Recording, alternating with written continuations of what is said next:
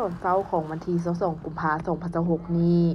บรรยากาศการปรนบัตรเลือกตั้งสมาชิกสภาแห่งชาติสุดที่10และสมาชิกสภาประชาชนขันแข่งสุดที่5ได้ดำเนินไปอย่างฟุดฟืนในทั่วประเทศในนี้ที่หน่วยเลือกตั้งที่23เขตเลือกตั้งที่1นครหลวงเวียงจันทน์วัดศรีบุญเฮืองเมืองจันทบุรี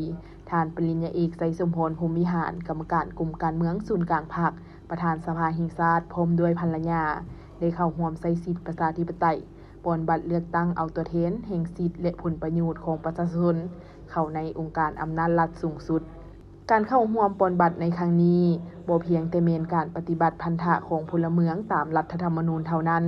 แต่ยังเป็นการแสดงให้เห็นถึงความเป็นปึกแผ่นความสามัคคีรักชาติของปวงชนลาวทั้งชาติการปรับปรุงกงจักรรัฐ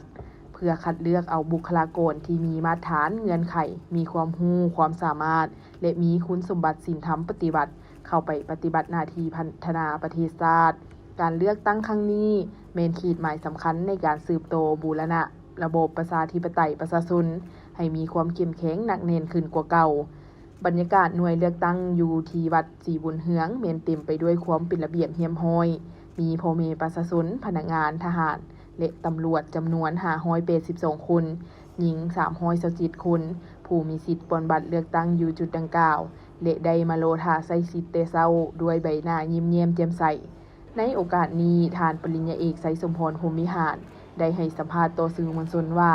ท่านมีความภาคภูมิใจเป็นอย่างยิ่งที่ได้มาใช้สิทธิ์ในการเลือกเอาตัวแทนที่ดีเข้าสู่สภา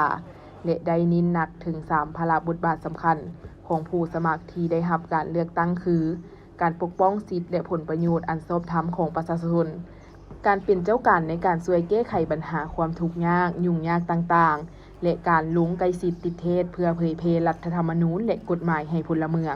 พนักงานทหารและตำรวจได้รับรู้และจัดตั้งปฏิบัติอย่างเข้มงวดพร้อมกันนี้ท่านยังได้เรียกร้องให้พลเมืองทุกคนจงยกสูงความรับผิดชอบในการติดตามกวดกาการปฏิบัติหน้าที่ของตัวแทนที่ตนเลือกไปนั้น